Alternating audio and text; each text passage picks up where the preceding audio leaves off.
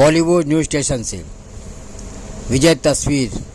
गुरप्रीत गुग्गी कौन नहीं है इनको जानता, कॉमेडी स्टार, मगर मस्ताने में एक नए अभिनय से उन्होंने इसमें एक नई भूमिका और एक नई जान डाल दी है।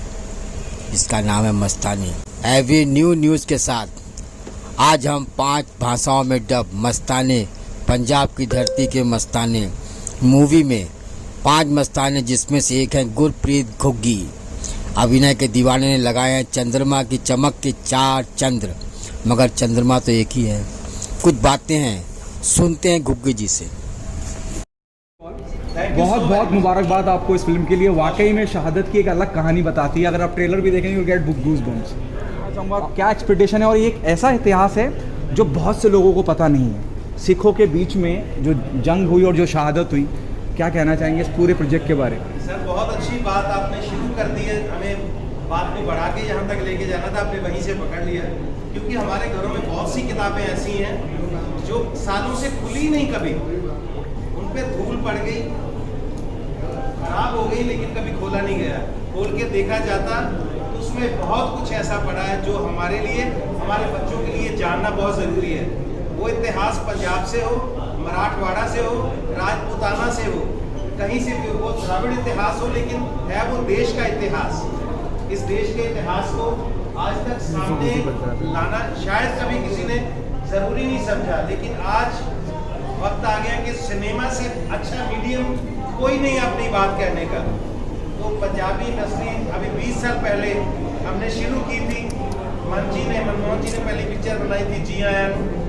उसके बाद हमने सोचा नहीं था कि एक सदी का सफ़र, एक सेंचुरी का सफ़र हम 20 साल में पूरा कर लेंगे। आज आप हमारे सारे मीडिया वाले दोस्त हमारे साथ ये पिक्चर देखेंगे तो आपको एहसास होगा कि आज कोई भी इंडस्ट्री कल पैदा होके आज यहाँ तक कैसे पहुँच सकती है, ये अपने आप में हैरानी की बात है। सिख इतिहास के वो पन्ने जिनको कभी बताया नहीं गया, ये नहीं कि इंटेंशनली बताया नहीं गया, कोई मीडियम ही नहीं था।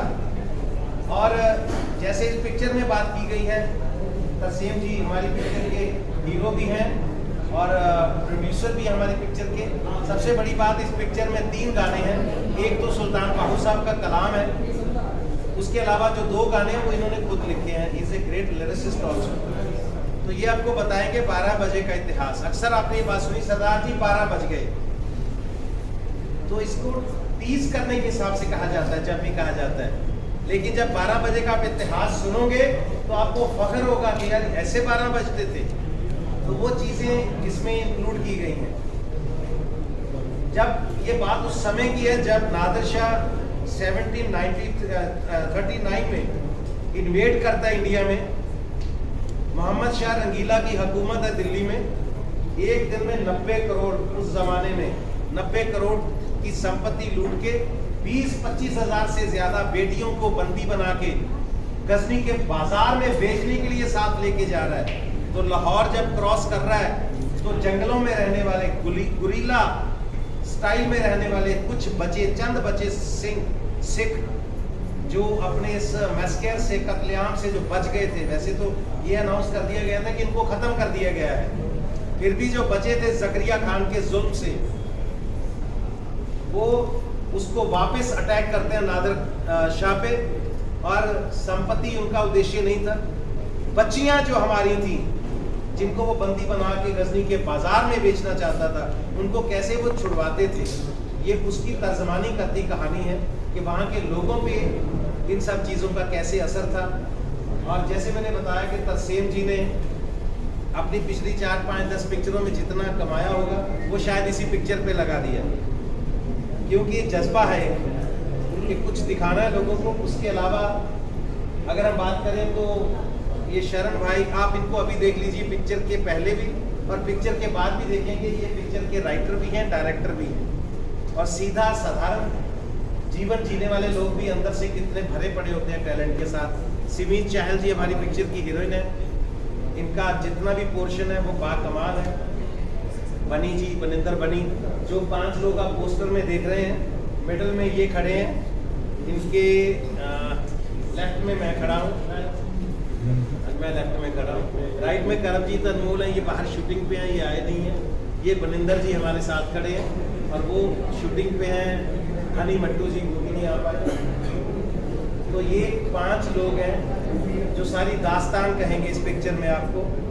शरण जी राइटर डायरेक्टर, उनके बाद जिनको देख के हमने भी स्कूल छोड़ दिए थे कि हमें भी एक्टर ही बनना है। अवतार गिल साहब हमारी इंडस्ट्री के सबसे पुराने, क्योंकि हमने नुक्कड़ ने हमारा दिमाग खराब किया था कि हमने भी एक्टर बनना है। ये सारी खुशी की बात नहीं, आपने बर्बाद किया है। तो सर आपका इस पिक्चर में होना हमारे लिए एक तरह का आशीर्वाद है।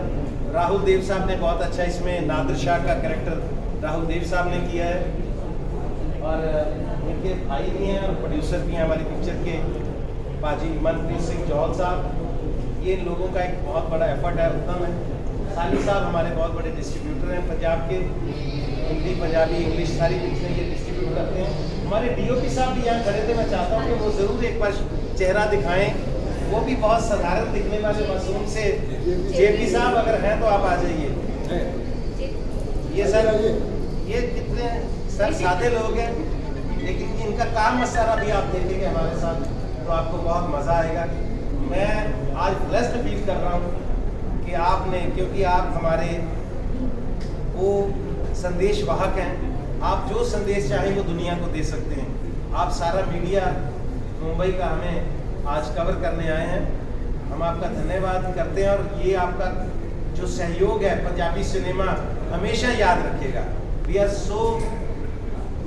so blessed to have you guys here और we are actually so thankful to you all।